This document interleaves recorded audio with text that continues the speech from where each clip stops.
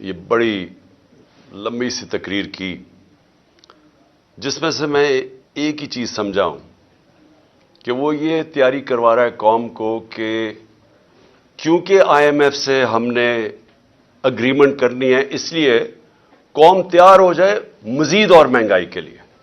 مجھے یہی سمجھ آئی ہے اس کی، باقی چیزیں جو بھی ہیں وہ تو ان کے اوپر بات کرنے کا کوئی فائدہ نہیں۔ اصل بات یہ ہے کہ آج شہباز شریف قوم کو کہہ رہا ہے کہ مزید اور مہنگائی کے لیے قوم تیار ہو جائے۔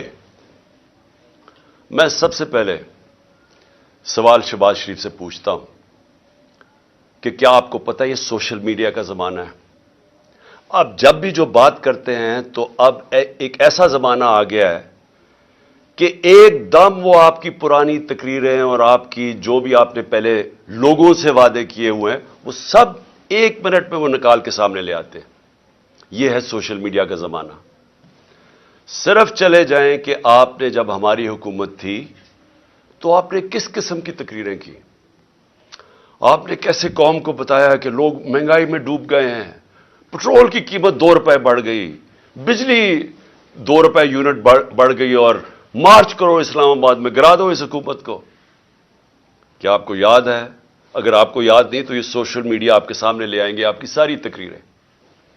حکومت گرائی، آپ اس سازش کا حصہ تھے، آپ اور یاسر زرداری اور وہ جو تیسرا وہ آپ کے ساتھ، آپ کا جو بھائی بیٹھا ہوا تھا لندن میں، اور وہ جو ایکس آرمی چیف، آپ نے مل کے یہ کیا اور شامل کر لیے بیرونی طاقتوں کو، ان کو بتایا کہ کتنا عمران خان آپ کے خلاف ہے، تو ان سب نے مل کے یہ حکومت گرائی۔